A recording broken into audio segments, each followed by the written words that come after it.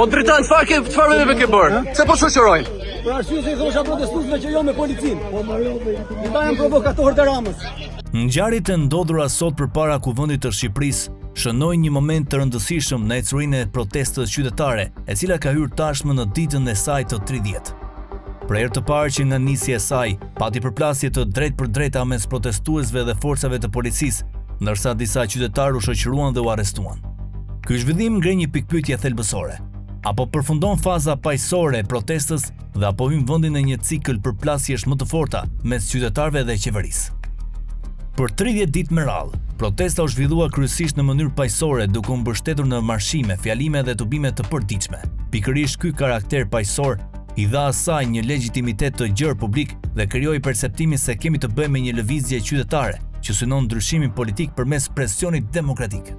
Megjithatë, ngjarjet e sotme tregojnë se klima po ndryshon. Kur protestuesit dhe policia përballen fizikisht, tensioni kalon në një fazë tjetër. Arrestimet nuk shihen vetëm si zbatimi i ligjit nga institucionet, por interpretohen nga mbështetësit të protestës si përpjekje për ta friksuar dhe dobësuar lëvizjen. Nga ana tjetër, autoritetet argumentojnë se janë të detyruara të garantojnë rendin publik dhe funksionimin normal të institucioneve. Këtu fillon dhe pika më e rrezikshme. Historia politike tregon se protestat afatgjat shpesh përshkallëzohen jo për shkak të objektivave fidestar, por si pasojë incidenteve të përsëritura mes protestuesve dhe forcave të rendit. Çdo arrestim prodhon më shumë zemërim, çdo përdorim force nxit më shumë reagim, ndërsa çdo reagim i protestave justifikon masa më të forta nga policia. Krijohet kështu një spirale tensioni që mund të jetë e vështirë të frenohet.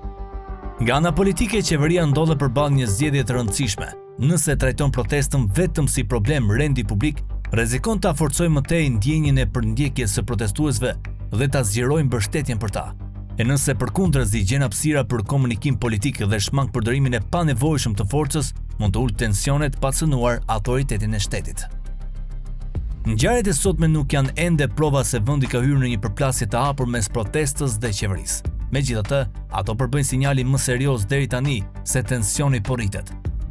E nëse episode të tilla përsëriten në ditët në vijim, rreziku i përshkallëzimit do të bëhet real dhe klima politike mund të hyjë në një fazë shumë më të ashpër. Në demokraci, protestat dhe rendi publik nuk janë kundërshtar, por dy elementë që duhet të bashkëjetojnë. Shteti ka detyrim të garantojë sigurinë dhe zbatimin e ligjit, ndërsa qytetarët kanë të drejtën kushtetuese të protestojnë. Kur mungon ekuilibri mes këtyre dy parimeve, fitues nuk del askush. Humbës është gjithmonë vetë demokracia. Prandaj, pas ditës së sotme, sfida më e madhe nuk është vetëm vazhdimi i protestës apo reagimi i policisë. Sfida është shmangja e një cikli përplasjesh që mund të prodhojë pasoja politike dhe shoqërore shumë më të mëdha se sa vetë ngjarja e ditës. Me sa duket, të dyja palët janë lodhur së dëruari njëri tjetrin në paqe, por shkojnë drejt përballjes.